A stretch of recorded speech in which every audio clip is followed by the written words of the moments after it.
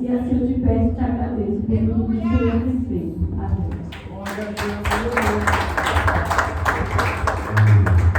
Glória ao Senhor, meus irmãos. Amém. Graças a Deus. O Senhor Deus está conosco. Amém. Coisa boa é quando nós percebemos que Deus está conosco, mesmo nos momentos difíceis, né? Vemos que a mensagem ali do livro de Abacuque, que eu fiquei meditando ontem, da palavra, não foi um profeta que começou a questionar Deus porque que as coisas estavam tão ruins no tempo dele. Estava tão, ele começava a orar. Não é um filme que a história termina feliz no livro dele. Ele só pede ao Senhor para avivar a sua obra no meio dos anos.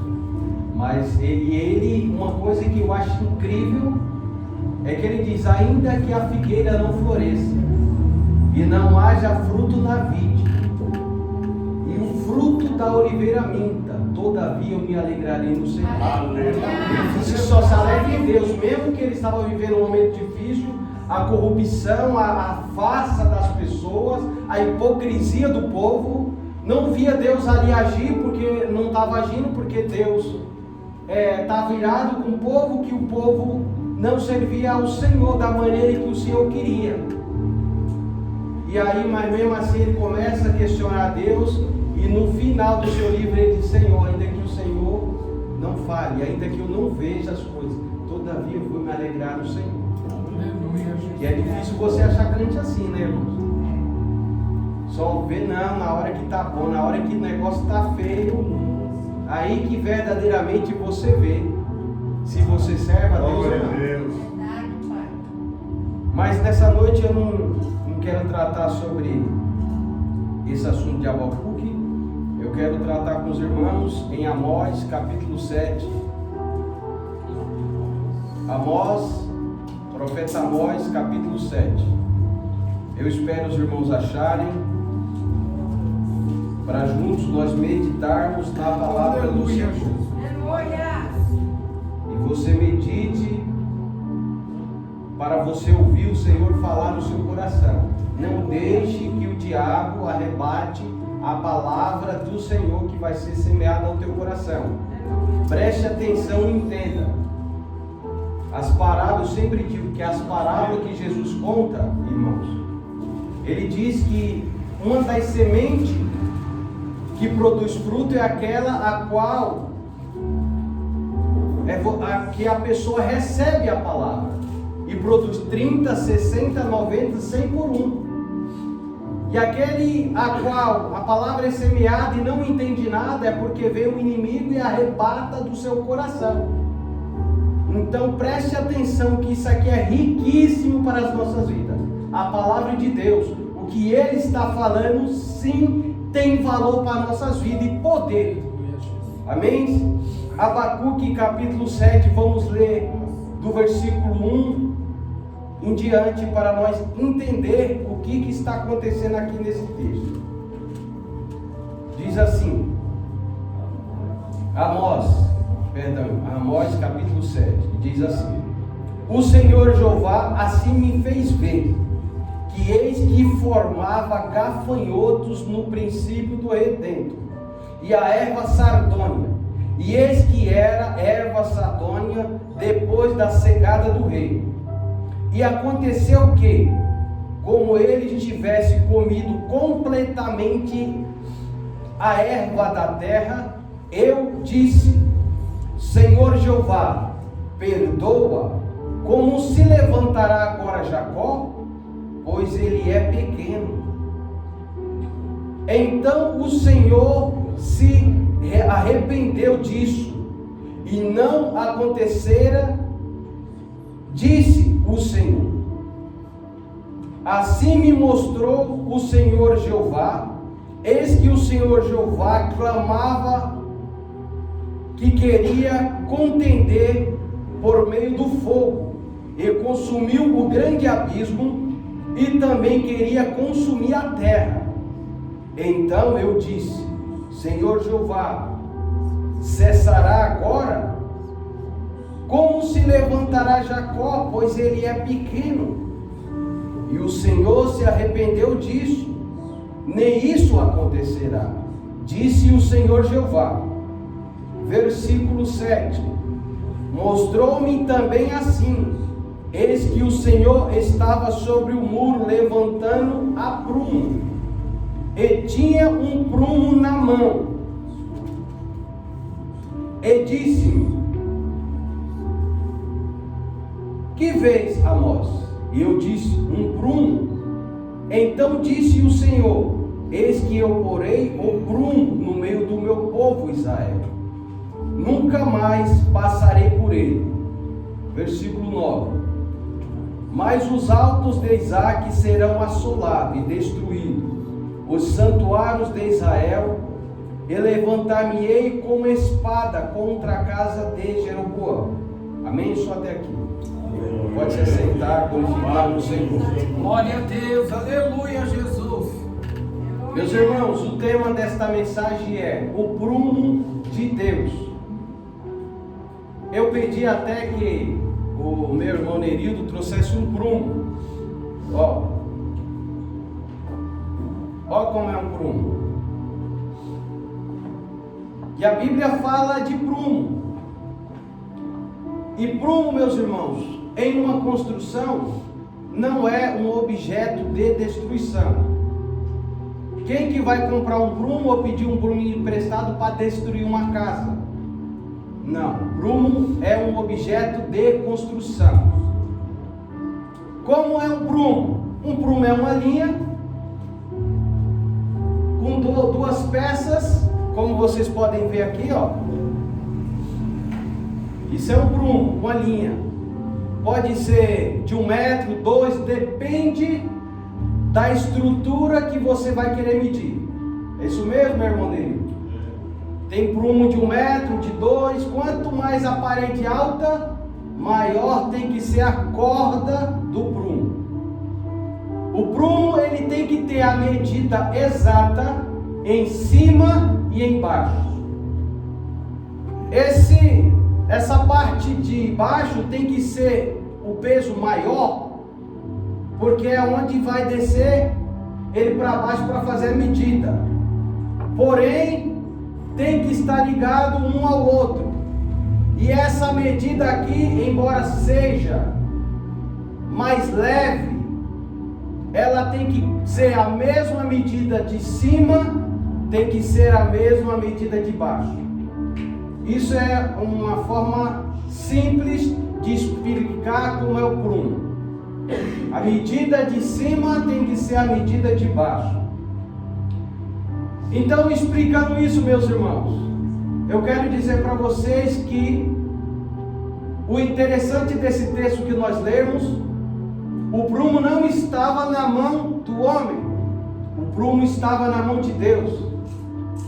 Quando chegaram aqui, o presbítero André falou: olha, o pastor vai colocar a igreja no prumo, porque pediu um prumo por Nerildo emprestado para fazer uma ilustração.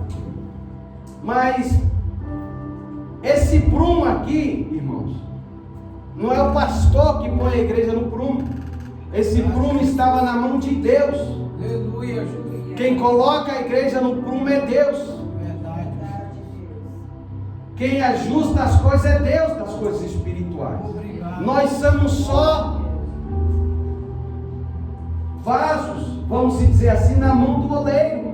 Até o pastor às vezes precisa entrar no prumo de Deus. Todos nós, ser humano, necessita entender o que Deus quer de cada um, e Deus nos coloca no prumo. Aleluia, Jesus. Meus irmãos, nesse contexto aqui, sabemos que Amós é 9 capítulos, e Deus ali é um período onde Jeroboão, segundo rei de Israel, o 13º rei de Israel, teve o primeiro Jeroboão e esse é o segundo. Vivia um tempo de bonança, bonança financeira. Não estava havendo guerra naquele período, estava tudo em paz, tudo tranquilo. Só que o que havia era as igrejas, o templo próspero, as coisas se conseguiam, comida, as coisas estavam dando tudo certo. entre aspas, mas espiritualmente o povo vivia uma tremenda hipocrisia. Uma verdadeira hipocrisia. O que é hipocrisia, irmãos? É você, às vezes, não sentir mais a presença de Deus. É você não ver uma revelação manifesta de Deus e dizer, não, eu estou vendo Deus. Eu estou, nossa, cheio do poder de Deus.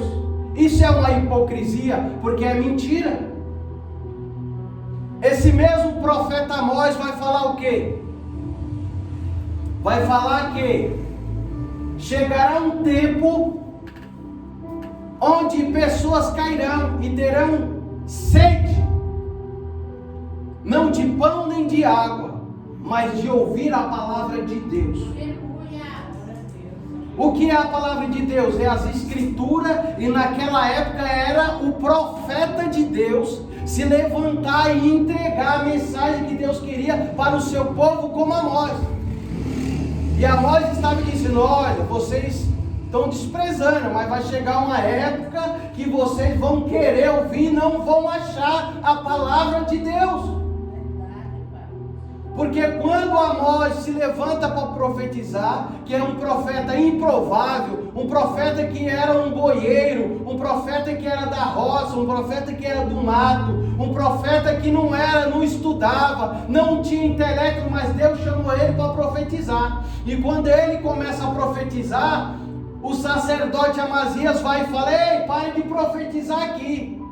Não profetiza aqui nesse lugar. Aqui é santuário do rei. Vá profetizar em outro lugar. Começa a repreender ele. E ele diz, eu não quero nem saber. Eu era boieiro, mas Deus me chamou e eu vou profetizar, não quero nem saber.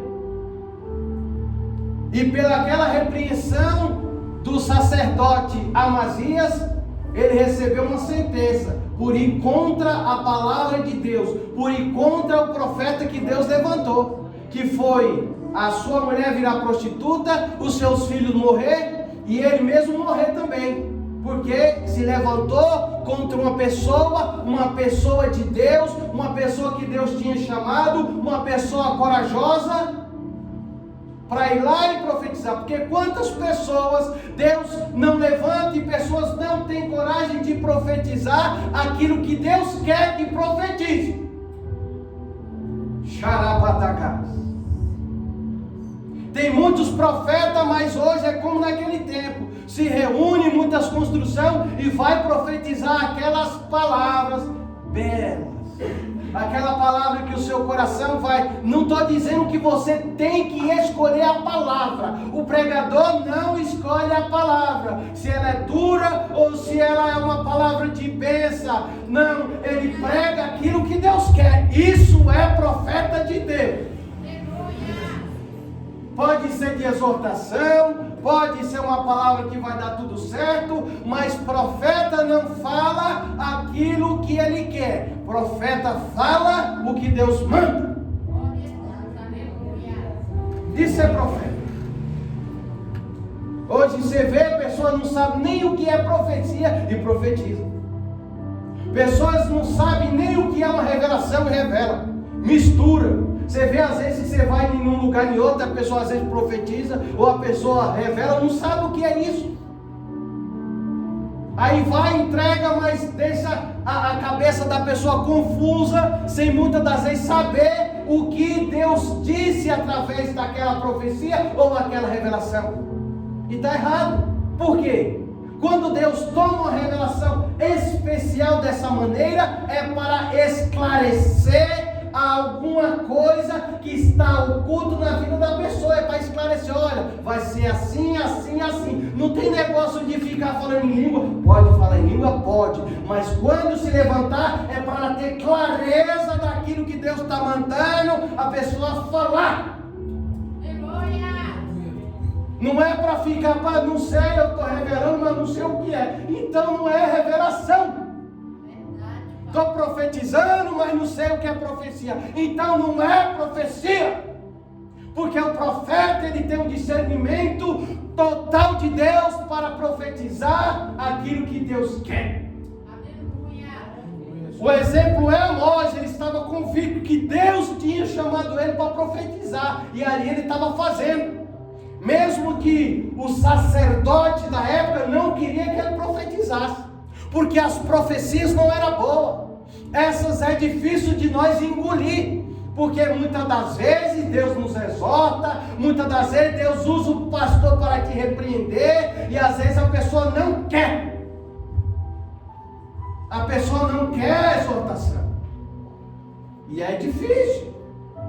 Muitas das vezes, para as nossas vidas, quando Deus me repreende, eu quero sim, mas muitas pessoas não entendem e dizem: não é bem assim. É aquelas profecias arranjadas, que um sabe da vida do outro, um fofoca para o outro, tem muito isso.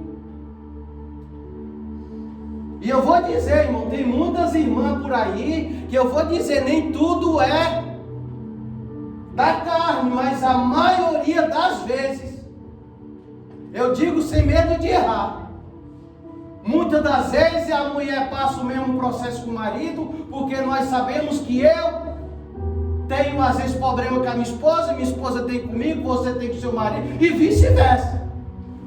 Aí a mulher passa processo com o marido, aí chega na outra mulher que também passa processo com o marido, e vai dizer muitas das vezes coisas que Deus não manda dizer.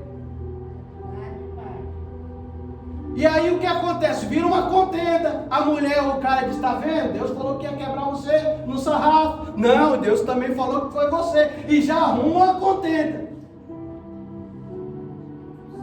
Deus vai fazer isso? Faz. Deus pode tocar, trabalhar na vida de um e de outro? Vai. Mas tem que tomar cuidado quando é Deus. Deus, você tem um discernimento de Deus para poder dizer as coisas, porque às vezes na cabeça muitas das vezes quem não sabe nem receber a mensagem, se sente como a última bolacha do pacote, como se Deus amasse só você. Deus quer que o homem morra e a mulher seja levantada como rainha da Inglaterra, ou muitas das vezes ao contrário, que a mulher vai morrer, a mulher não vale nada, isso aí é um encosto, e o homem vai ser o rei da Inglaterra. Esquece! Muitas das vezes a pessoa tem uma experiência, eu digo, sem medo de errar. Muitas das vezes quem muito fala, muitas das vezes é porque Deus precisa tratar com você.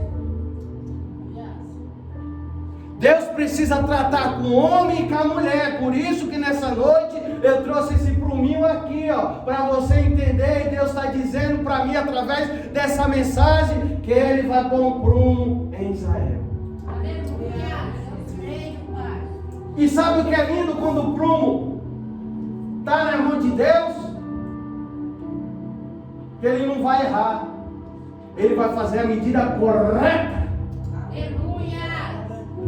O prumo na minha mão, eu que não sei o ofício, eu já fiz uns levantamentos de bloco, não sou profissional, com o meu cunhado Nerinho dali, na obra, ele tem especialidade nisso, eu não. Mesmo eu com o prumo, saiu torto o muro. Saiu torto, porque se você não sabe usar a ferramenta, mesmo com a ferramenta na mão, sai torto o muro. É ou não é? Agora, sabe onde estava o prumo nesse texto que nós lemos? Na mão de Deus. Aleluia. Porque quando Deus põe o prumo, não vai roubar nem para lá nem para cá. Tem pessoa que vai levantar o muro, irmão Nery, mesmo usando o prumo, às vezes depois pega quase um palmo de reboco para acertar. Vixe! Por quê? Não sabe usar a ferramenta.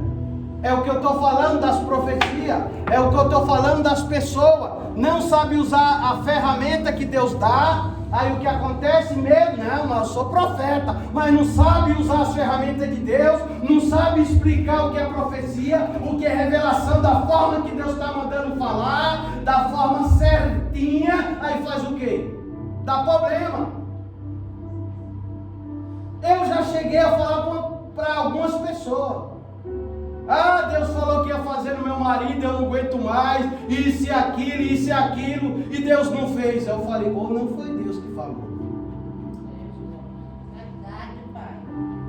É de duas uma. Se Deus falou que ia fazer e não fez, ou não foi Deus, porque quando Deus fala, Ele cumpre. Então não foi Deus. Ou foi Deus e também espera um tempo de Deus. Agora tem que saber usar a ferramenta. Eu não estou aqui para julgar quem sou eu, não sou Deus. É tanto que na mensagem que eu estou dizendo é que o prumo estava na mão de Deus. Eu disse que se eu for usar o prumo de forma sem saber, o que acontece? O muro vai sair torto. O Elton já construiu casa e sabe como ele não sabe direito também, e sai tudo todo. Ó, como é o prumo, ó. Ó. Deixa eu ver se tá. Isso. Até esse aqui tá torto, olha aí. A diferença. Ó. Tá fora. Certo, meu? Tem que bater lá um fiozinho de cabelo só embaixo. Isso é o prumo. E o que isso quer dizer para nós, meus irmãos? Desse prumo que eu estou falando. Esse prumo, quando Deus diz assim, olha, eu vou pôr um prumo em Israel. O que ele está dizendo? O que quer dizer o prumo? Não tem nada a ver. Não tem nada a ver com destruição. Primeira coisa, quando às vezes a pessoa não lê e vai no que fala, a pessoa já pensa, é cajado. Essa rafada na minha orelha, não. Quando Deus te repreende é porque Ele te ama. Quando Ele está falando de prumo, Ele quer o quê? Que nós façamos o quê? Porque nós não estamos certos. Porque nós estamos de forma errada e Ele não quer. Ele não quer que nós usemos as ferramentas dEle, haja de forma errada. E aí o que acontece? Deus põe o prumo. E o prumo que é a exortação de Deus. Temos que ser exortados pelo Senhor para o que fazemos corretamente. Eu canso de dizer, e eu oro aqui, não sei se os irmãos têm notado, eu repreendo a carne, eu repreendo o espírito do inimigo, que tem pessoa que tem espírito de adivinhação, fica adivinhando e não é de Deus. Cuidado, irmão, porque agora quando é de Deus eu gosto, eu digo, fala Deus, porque nesses tempos é tempos trabalhosos, fala Deus de revelação, revela, mostra, profetiza, mas quando é de Deus eu fico quietinho, eu não gosto. Não gosto. O que quer dizer o prumo? Que a medida de cima tem que ser a mesma medida de baixo. O que isso quer dizer? O que Deus falou em cima tem que acontecer embaixo, na mesma medida. Para que serve a linha? A comunicação entre um e outro. Desce de cima a revelação de Deus, a palavra de Deus para a sua vida. E desce através da linha do Espírito Santo. Aí chega lá embaixo. Aí quando chega lá embaixo, bate a mesma fiação, bate o mesmo discernimento, a mesma união, a mesma confirmação que foi dita. Isso é o prumo de Deus. Prumo de Deus não é uma linha para lá, você meter o prumo nessa parede e aí vê. Deu quase um palmo de diferença. Significa que não está na fiação de Deus. Porque o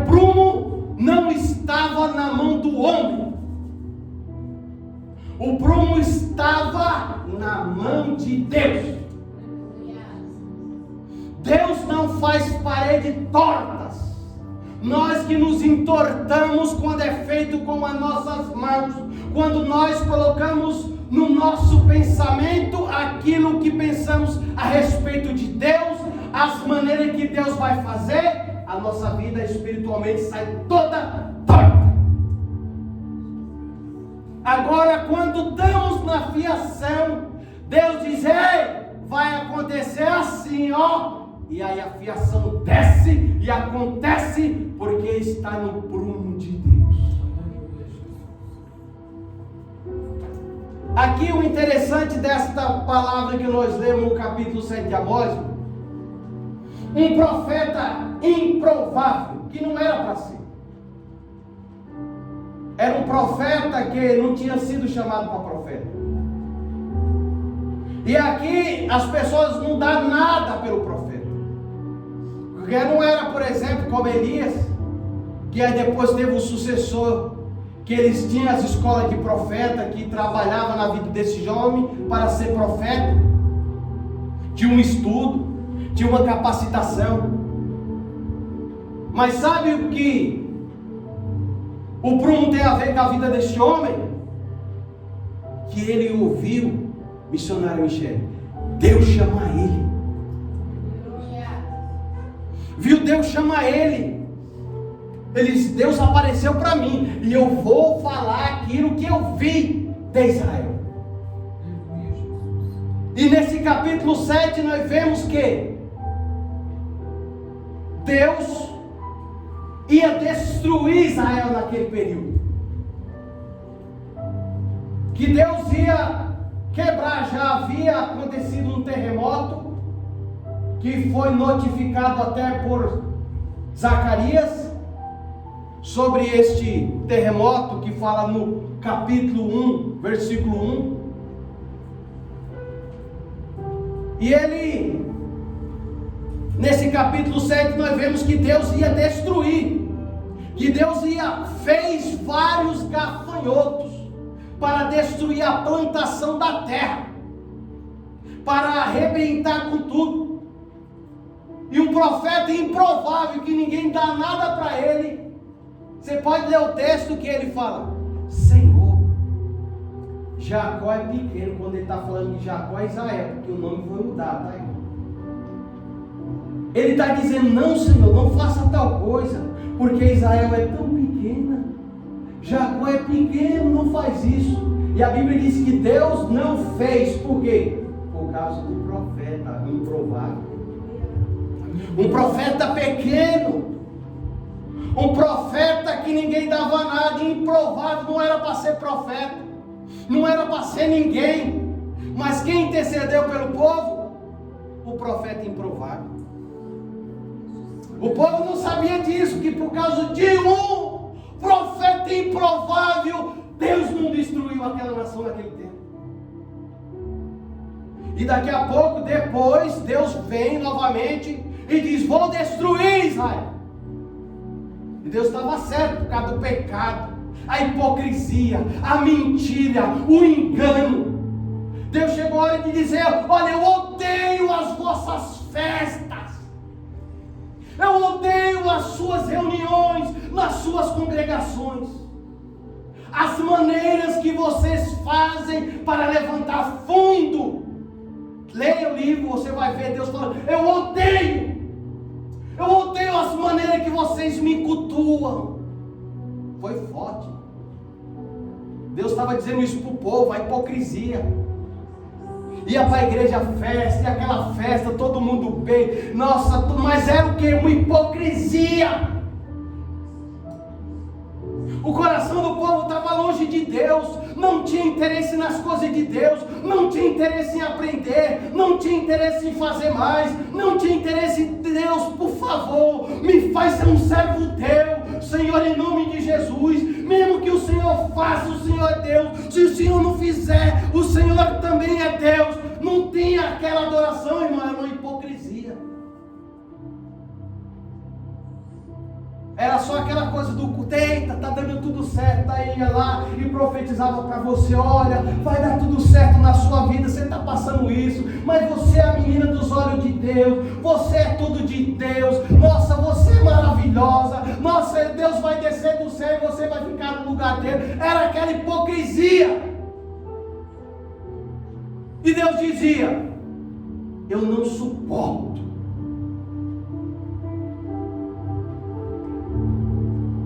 Eu não suporto a mentira, o engano, a falsidade. E ele estava aí para Deus? Não estava. Eles não estavam nem aí para Deus. É aquele culto da emoção, que é o que mais tem no nosso meio hoje. Na hora da emoção, meus irmãos, eita glória, é aquele movimento, é aquela coisa, aí depois sai só o sangue de Jesus. O cara fala palavrão, a mulher fala palavrão, um amaldiçoa o outro, é só o sangue de Jesus Cristo. Aí repara, é Deus ou hipocrisia nas nossas vidas?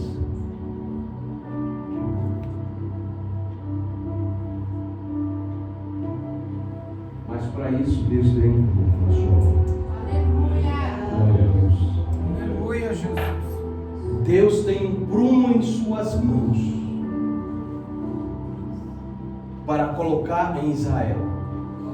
Um profeta que ninguém estava dando nada, na hora que Deus ia destruir por causa dele, Deus disse: não farei. Eu me arrependi do que eu ia fazer, que ia destruir. Porque era mesmo, se o prumo em nós tivesse de julgar, irmãos, uns aos outros. Eita, meu Deus do céu.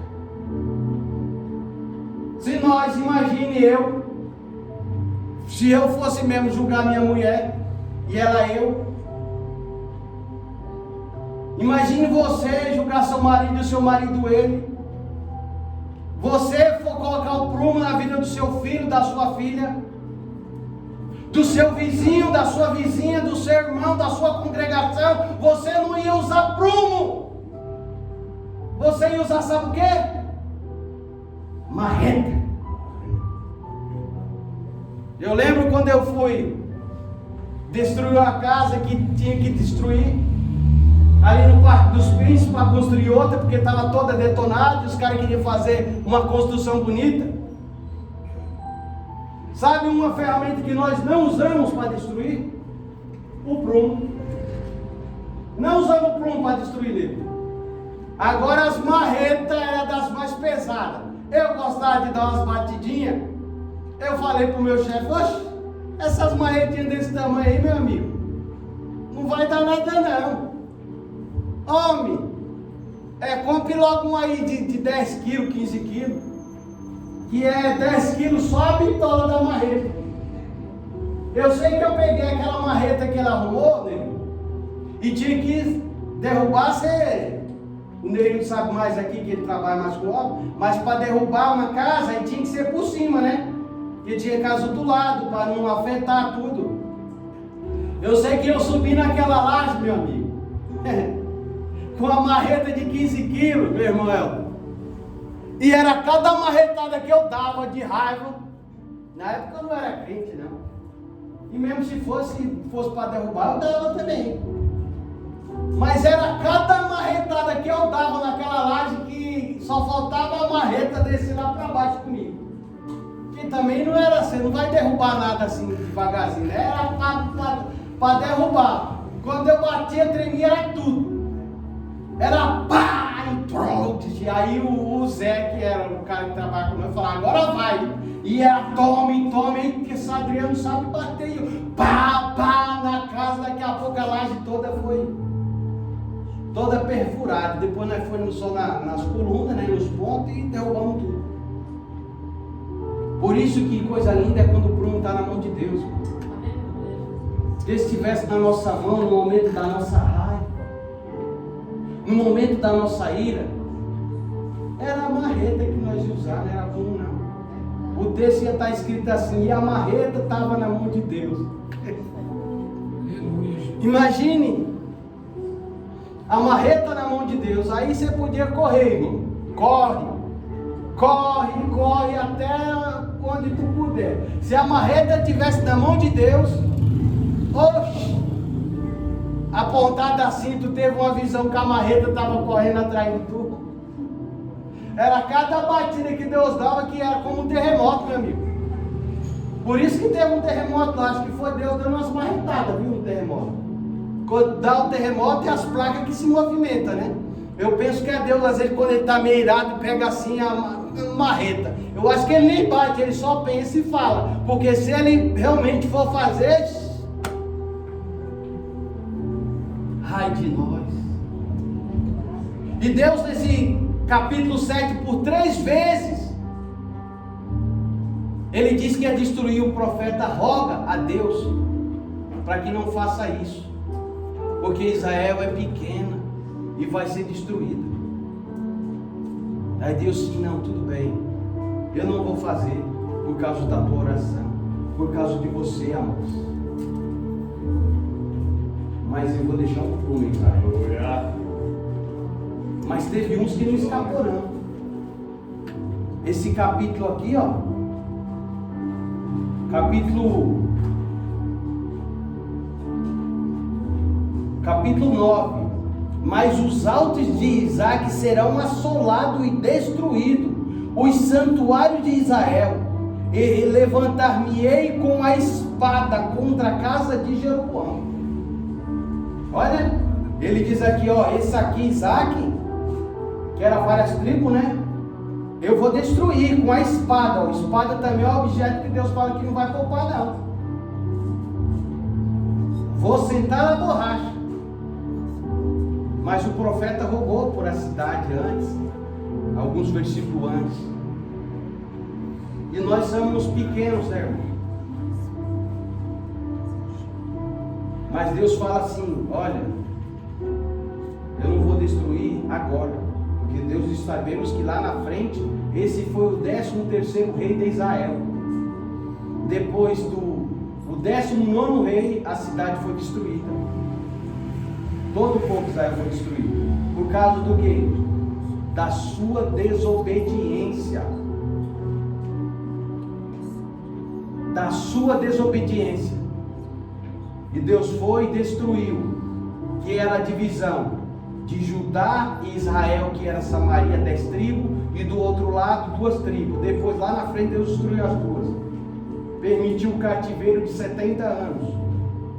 Então olhe que Deus demorou um pouco para poder punir o que ele disse que ia punir. Mas naquele período ele teve misericórdia. Por causa do seu servo que orava.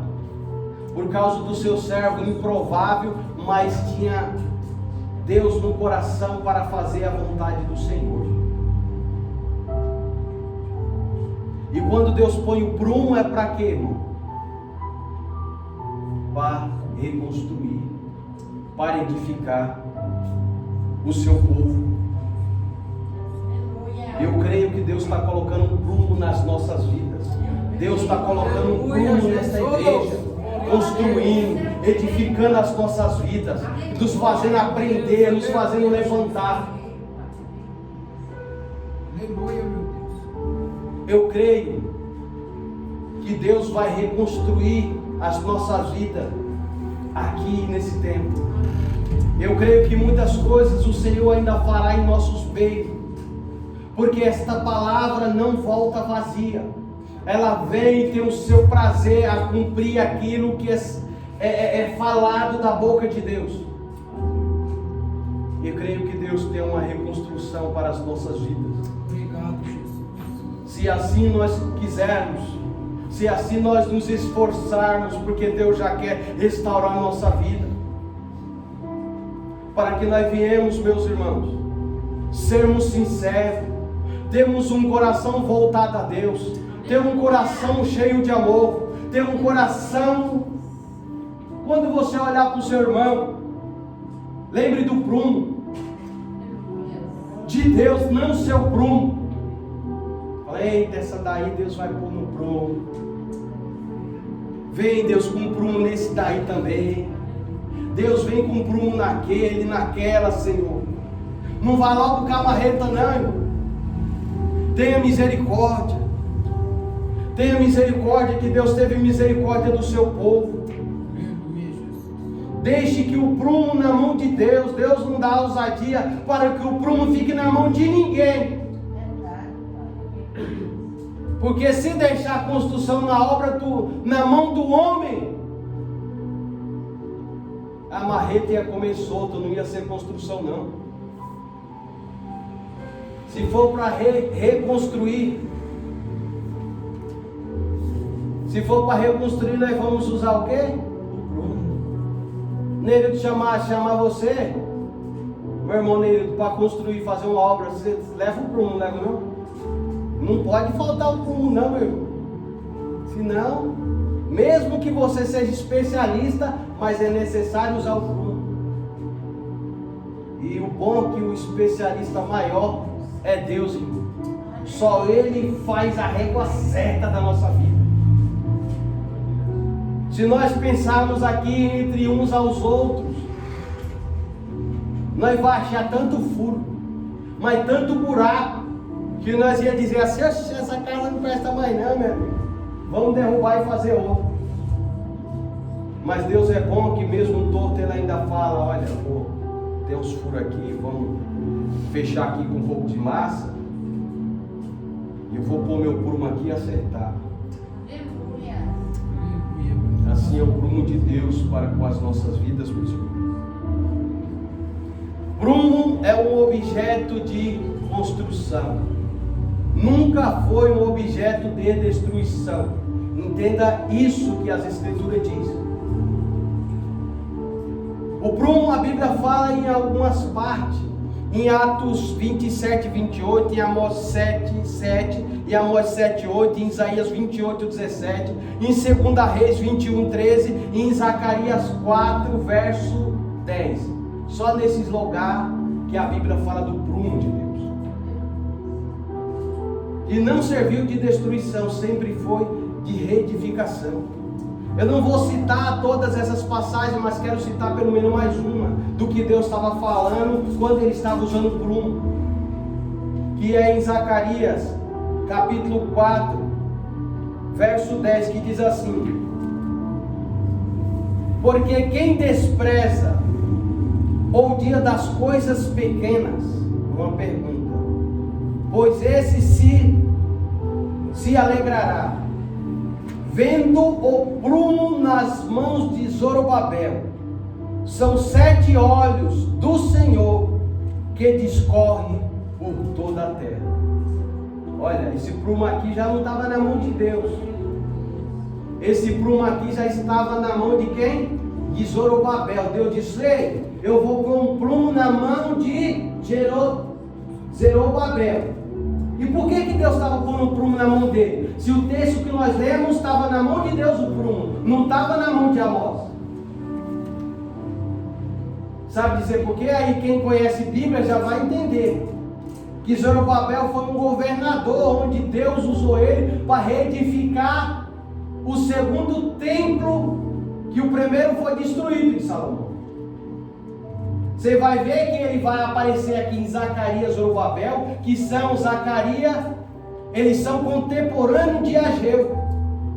E quem lembra daquela passagem que eu vou citar bem conhecida, que fica em 2 Ageu capítulo 2, versículo 9, que diz: a glória da segunda casa será maior que a glória da primeira. Lembra disso?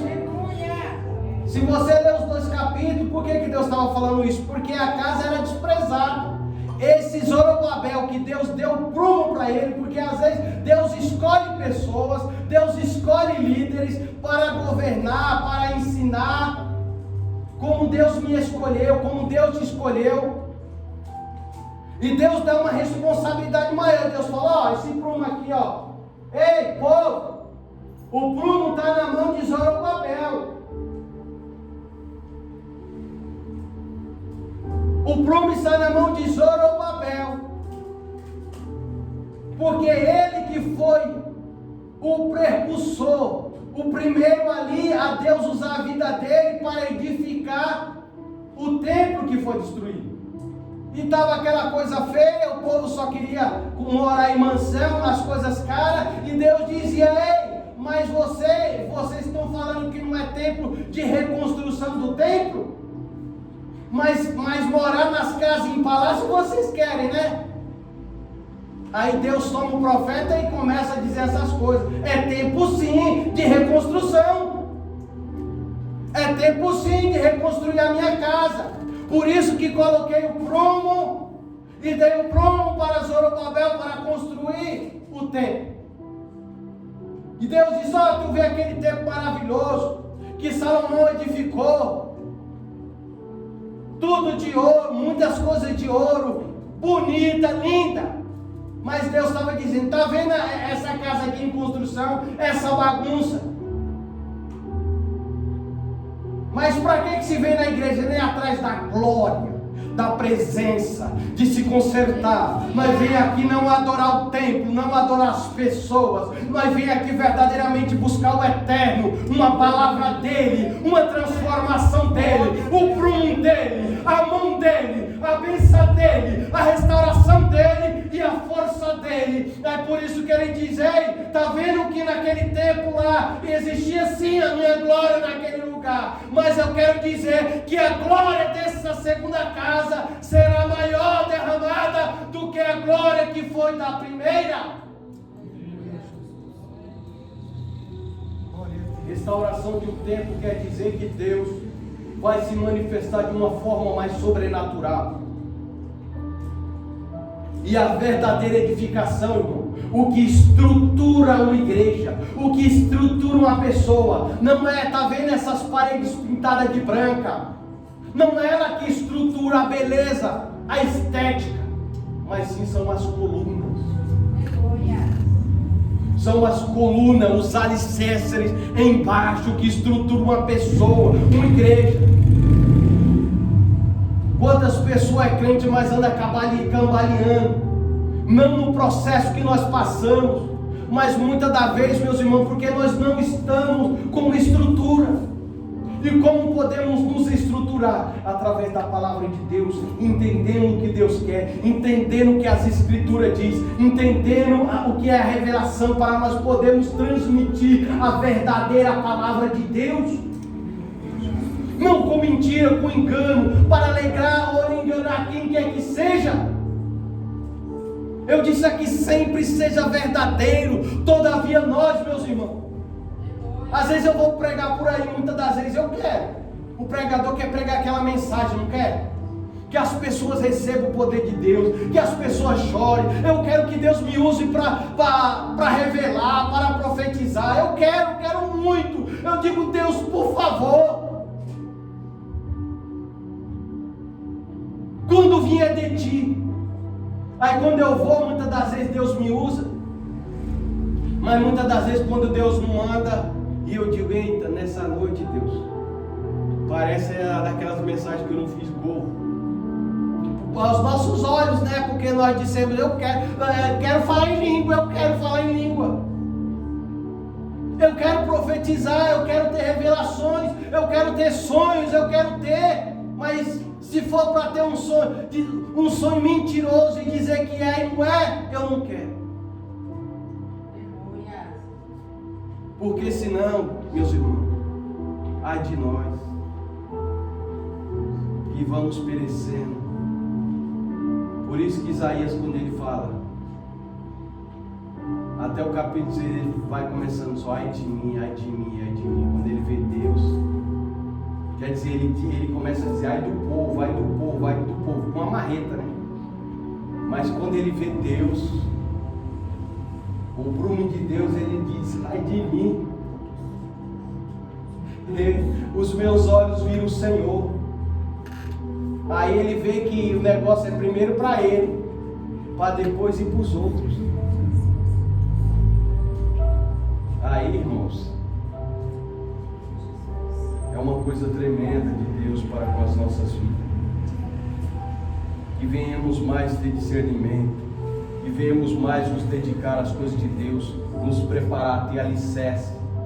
Pedir que o Senhor venha construir esse alicerce em nossas vidas, para nós servirmos a Ele verdadeiramente cada dia mais, com o prumo de Deus na nossa vida, não com o prumo do homem.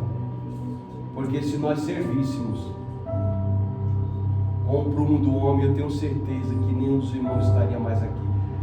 Eu não estaria mais aqui se eu fizesse análise da minha vida baseado no que as pessoas falam de mim.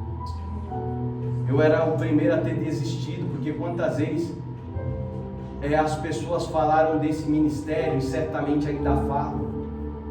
Quantas vezes nos já disseram que eu não valho nada, e você também não vale nada, que você não é de nada, que não é de ninguém, que você não vale nada, e muitas das vezes e que eu faço assim e faço assado, que tem que ser desse jeito ou daquele jeito.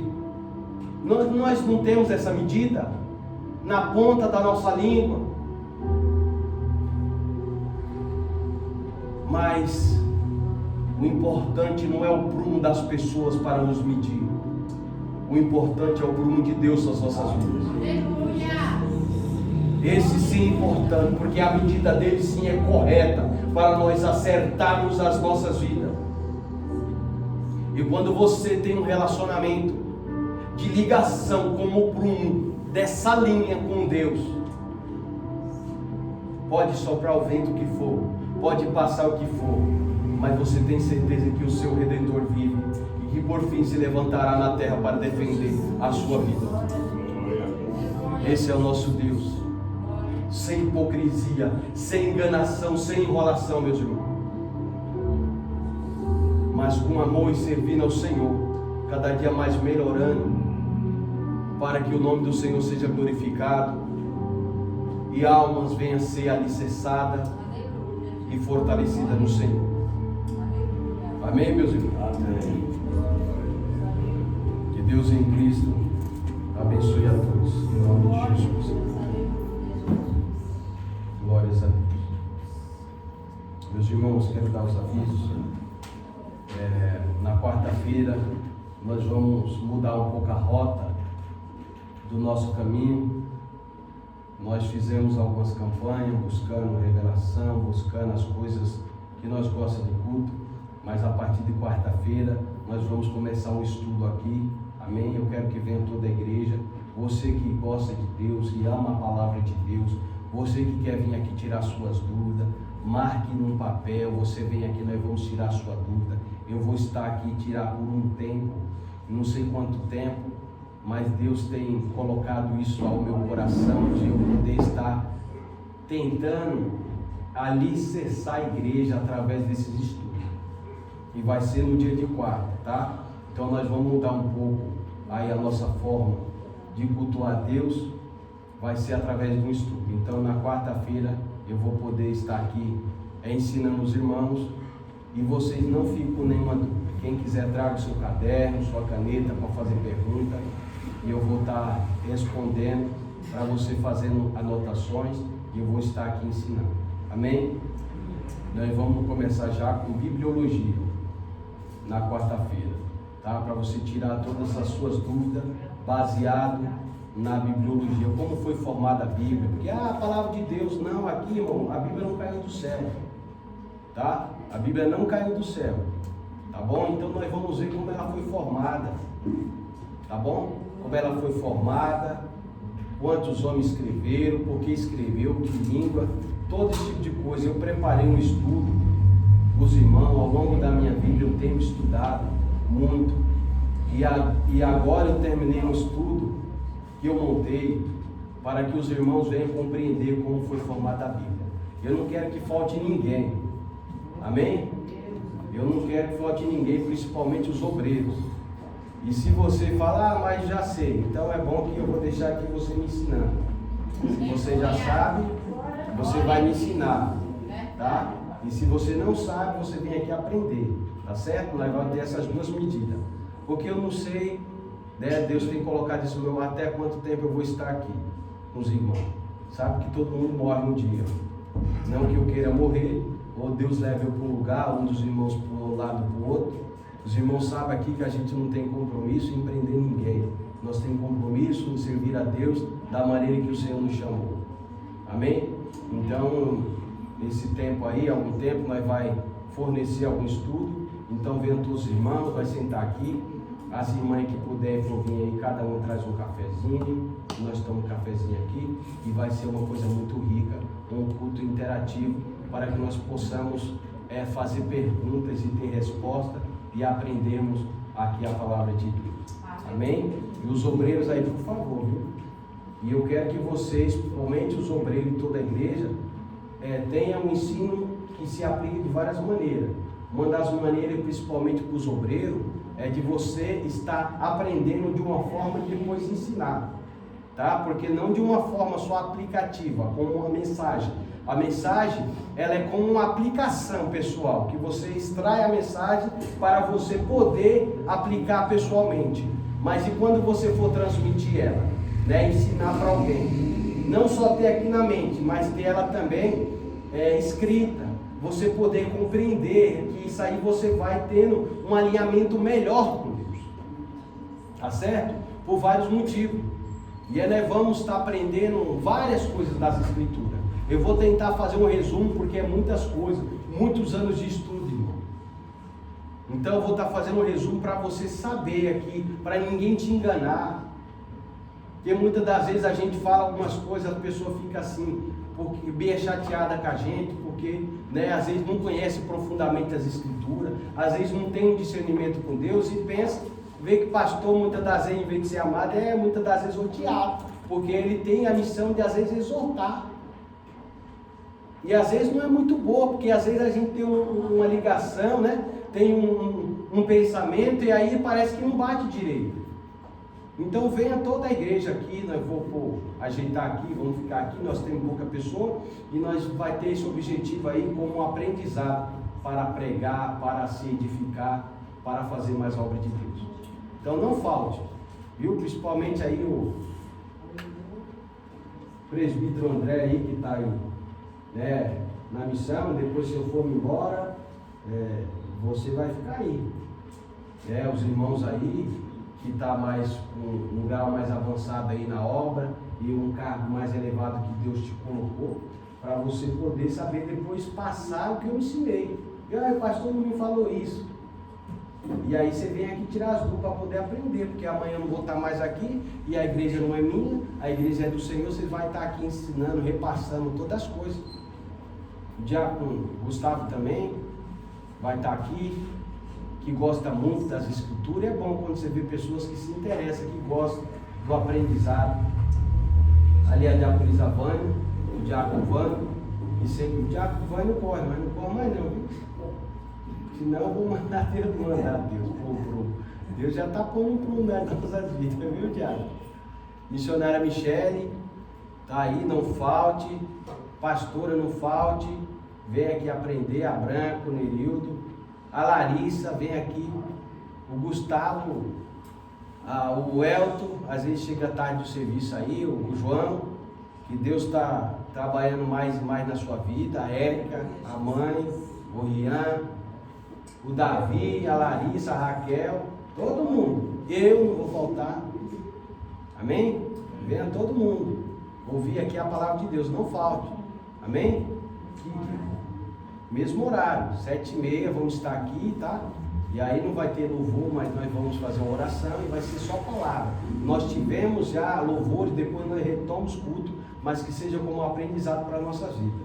Amém? Está vindo poucas pessoas, então vai ser os alicerces que Deus vai estar, acredito, levantando. Amém? João, fica firme. Deus tem uma obra na sua vida. Naquela hora que você foi lá, o pastor já tinha até falado comigo, não foi?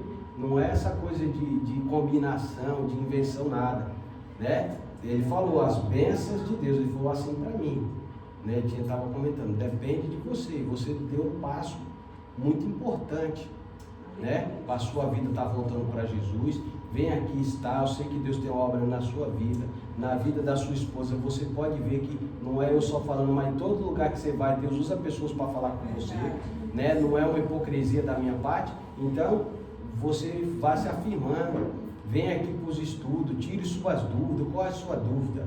Amém? Amém, meus irmãos? Para a gente poder estar servindo o Senhor melhor e o nome do Senhor ser glorificado. Amém? E traga aí suas ferramentas, tá bom? Um caderninho para você escrever suas perguntas. E nós vamos tentar gravar para pôr no canal aí, para depois até eu esqueço, né? Mas aí você ouvindo, irmãos, e às vezes anotando alguns detalhes, você não vai ficar escrevendo. Às vezes sabe que escrever hoje no nosso tempo não gosta muito não, né? De escrever, né? Mas você vai anotar algumas coisas só que você achar necessário. E depois dá para imprimir o estudo já que eu tenho, né? E passar para você, mas é como é muito, aí depois vocês pagam, tá? O Aspaz, você traz um pendrive porque é um bolo assim, irmão, de estudo, né? É muita coisa da Bíblia, né? Então não dá para mim imprimir para todo mundo, mas se trouxer um pendrive, eu ponho, você imprime, ou a gente vê aí e vê quanto custa aí para cada um, os irmãos aí imprimem, o estudo, né? Que é muito importante, vai ser para a sua vida toda. Amém? Graças a Deus. E no domingo vai ser a ceia do Senhor. Amém? Glória a Deus. Vamos colocar de pé e vamos estar orando ao Senhor. Senhor, meu Deus, meu Pai, em nome de Jesus, nós queremos te agradecer por mais um dia de estar em tua presença, agradecendo ao Senhor pela beleza da tua santidade. Obrigado por essa palavra, pelo prumo que o Senhor está sobre as nossas vidas, meu Pai. Toma a nossa vida em tuas mãos, nos guarda. Nós queremos ser cristão verdadeiro, genuíno na tua presença, Pai. Senhor Deus querido, que nós possamos melhorar as nossas vidas, não, Senhor, por ninguém, mas para a glória do teu nome, Senhor. Pois tu és o único, digno de louvor e adoração, meu Deus, para todo sempre. Eu também nessa noite oro pelos meus irmãos, que o Senhor venha abençoar a cada um. Nesta noite venha curar os enfermos, meu Deus. Senhor Deus querido, nesta noite venha abrir portas de emprego, Senhor. Senhor Deus querido, venha fortalecer os meus irmãos que estão fracos nesta noite, Pai, através da tua palavra, através do teu Santo Espírito, Deus. E nos leve em paz, Senhor, debaixo da tua mão, Senhor. E usa cada um para cumprir, Senhor. E preparar, Senhor, prepara para cumprir o propósito que o Senhor tem na minha vida e na vida dos meus irmãos, Senhor. É o que eu te peço nesta noite e te agradeço, Deus, em nome de Jesus. Amém? Vou convidar aqui o presbítero da palavra desse apostólico. Glória a Deus, coloque as suas mãos aos céus, que o grande amor